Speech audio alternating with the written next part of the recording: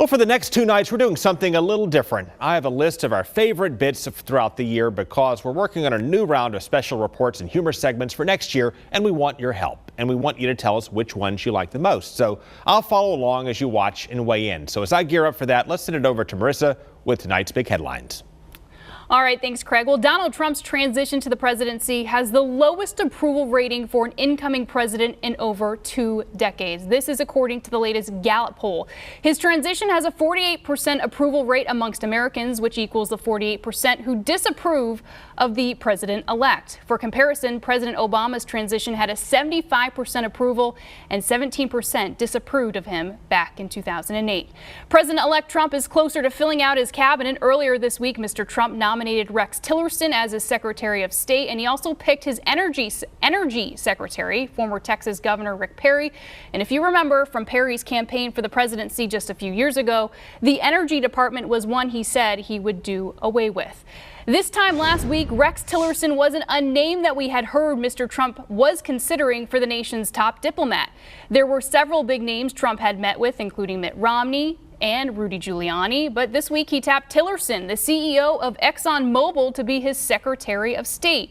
Now, this pick has been met with some pushback from both Democrats and Republicans who are concerned with his ties to Russia and its president, Vladimir Putin.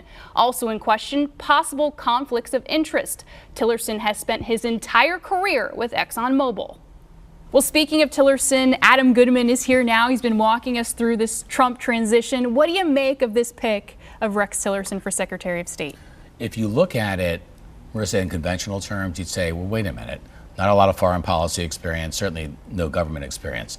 But this fits, you might say, the Trump model for what he's trying to do, which is bringing players from outside the process, people that have been very successful, obviously most of them in the business world, and thinks that their drive to make the bottom line work will be something that would work across all spectrums, including this selection of Secretary of State.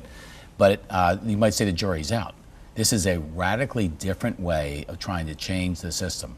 And President-elect Trump is living true to his word and going after it with everything he's got. One of the big news stories of the week is the intelligence report that the Russians did meddle in this presidential election. How should Donald Trump respond to this information? Well, you know, it harkens back to the Russians are coming. The Russians are coming.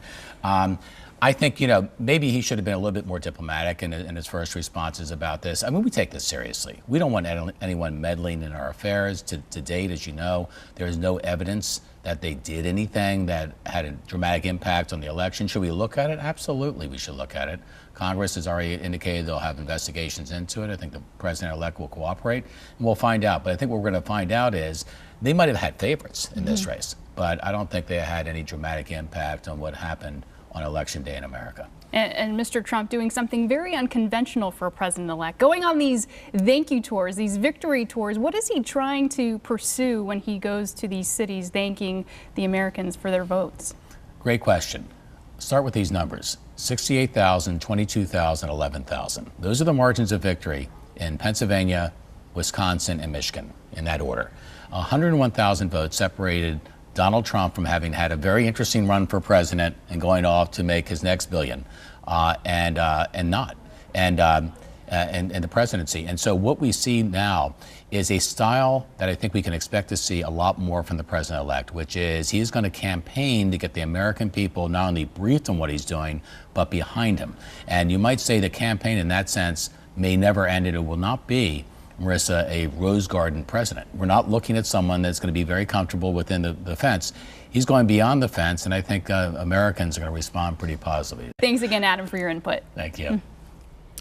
Meanwhile, it's a story we brought you last week. A controversial measure has been introduced here in Florida. It would allow the more than 1.6 million Floridians with concealed weapons licenses to openly carry handguns. The bill would allow those license holders to carry guns at government meetings, elementary schools, and on college campuses, to name a few. However, there are still some places where it would be prohibited.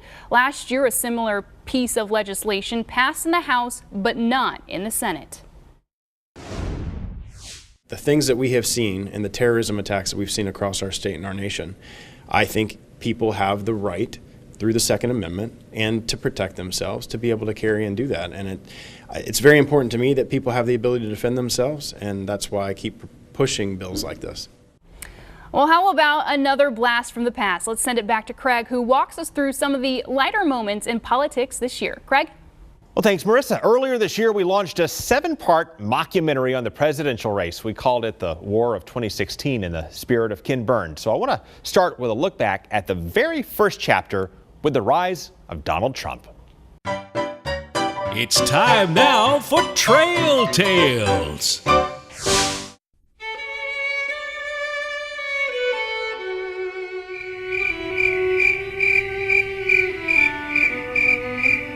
On the cornfields of Sharpsburg, a soft-spoken surgeon tried to heal his war-torn party with gifted hands and sleepy words. What kind of judgments have they made? The fruit salad of their life is what I will look at. Lieutenant Benjamin Carson. P.S. Would somebody please attack me? It was too late, for the wounds had festered through a fortnight, and the party forged by Lincoln was plunging back into the furnace. My party is going batshit crazy. Well, let's hear it, Big Don. Don't worry about it, little Marco. Little Marco Rubio, this guy that he's going around, he's going crazy. The Great Republican War of 2016 defined us and opened us up to what we became. It was a crossroads of our being, and it was a hell of a crossroads. The cold insults have chilled me to the bone. How I long for the insipid comfort of mint. General Reince Priebus. The brash general from New York cleared through a dozen states with ruthless abandon and showed no mercy as he tore through the South. I'd like to punch him in the face. Throw him out into the cold. No coach. No coach. Mr. Trump, the cheek of every American must tingle with shame, for all I can muster in the way of a comeback is bless your heart, Nikki Haley.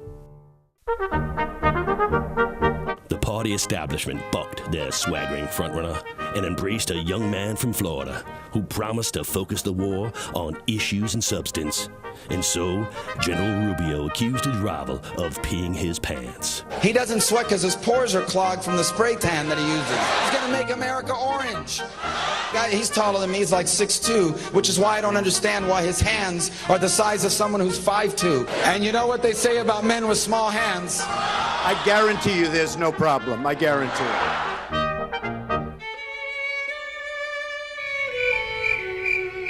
War changes men forever. War is hell. For I fear holding this party together may be the biggest lost cause of all. General Reince Priebus.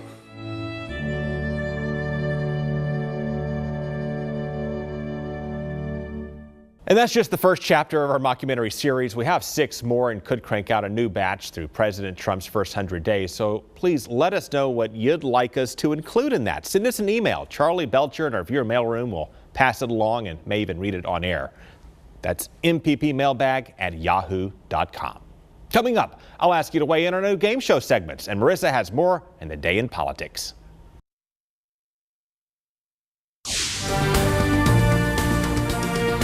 Okay, tonight we're planning our segments for 2017, and we want your input on what you like the most. We have a couple of different game show bits, by the way, including a new one we called, Was That Trump?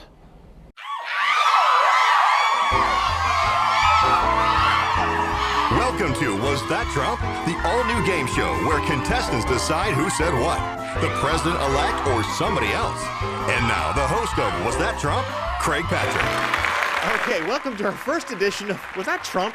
Where our contestants, they compete to decide if a certain statement was Trump or somebody else. Let's meet our contestants. Sir, tell us about yourself. Where are you from?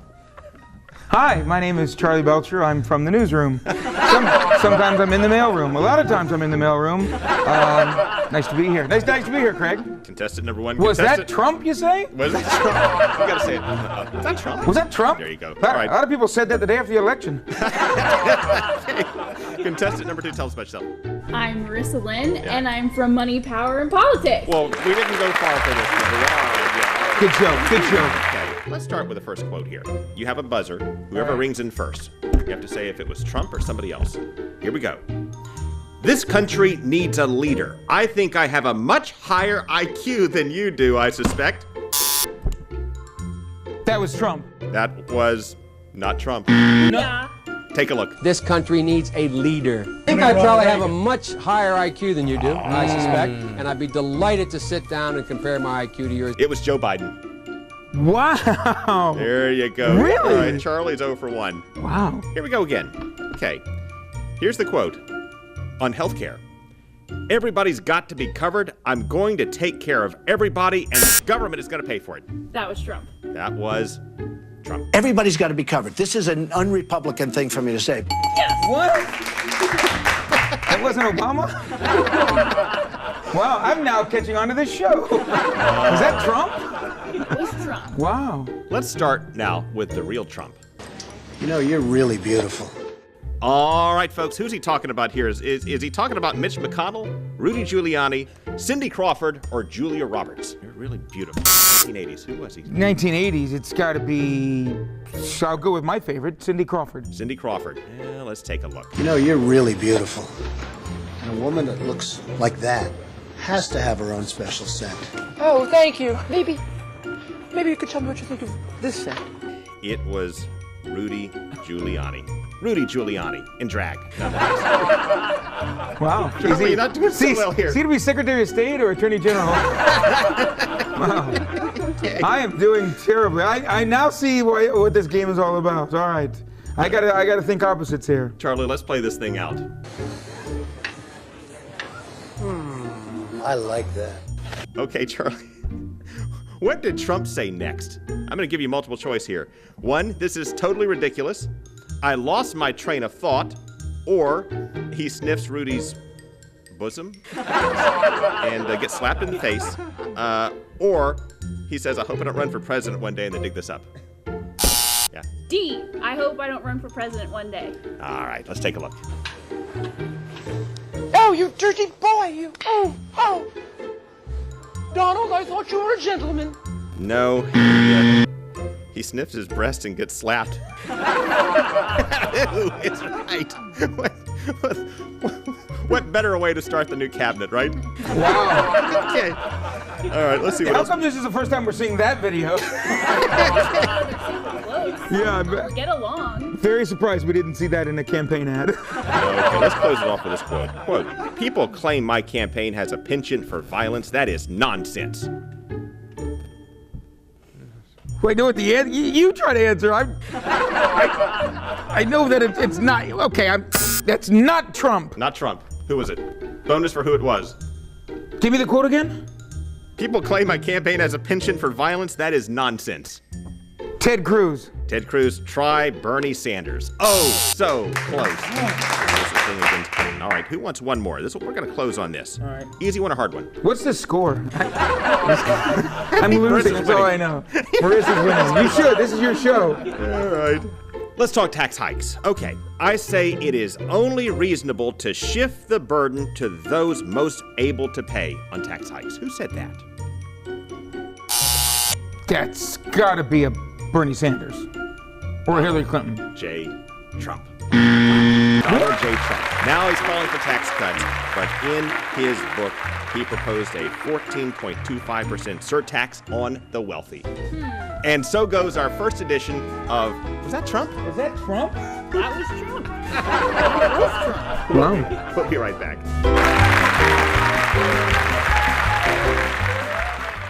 So tell us what you'd like to see in our next game show bit. Send us an email to Charlie Belcher in our viewer mailroom. That's mppmailbag@yahoo.com, or chime in on Twitter @Fox13Politics, or kick off the discussion on our YouTube channel. Search for Craig Patrick's Money, Power, and Politics and click subscribe at the top of the page. Marissa? Thanks, Craig. Those were some good times. And coming up, President Obama hopes that the United States will be the country to find a cure for cancer. What he's doing to help ensure that will hopefully one day be the case in just a bit.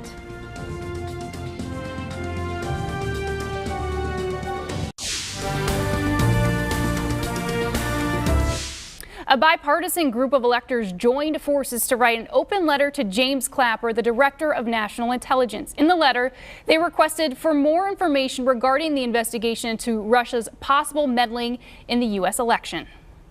This is something that goes to the core of our country, which is that our independence elections ought to be what define us as a country. And so if there is evidence that not only was the election tainted, but that one of the candidates knew about that and profited from it, then that certainly is something that the electors should know in advance. It's something the public should know already, but it's definitely something that we electors should be told this week before we vote next week. Meanwhile, in today's Tampa Bay Times, a California political group took out a full-page ad urging Florida's 29 electors not to vote for Donald Trump when they meet next week at the Electoral College. In the ad, the group says Trump's inauguration would, quote, present a grave and continual threat to the Constitution. It added that he has entangled himself with foreign interests through his personal business dealings, and Trump, unlike every previous commander-in-chief, never served in any public position. Now, 37 Republicans would have to flip their vote in order for Trump not to win the presidency. And as we've mentioned before on the show, that is a very unlikely feat. The Electoral College meets December 19th. Coming up, President Obama signs what could be one of his last pieces of legislation before leaving the White House. Plus, Mr. Trump returns to the Sunshine State this weekend. I'll tell you why after the break.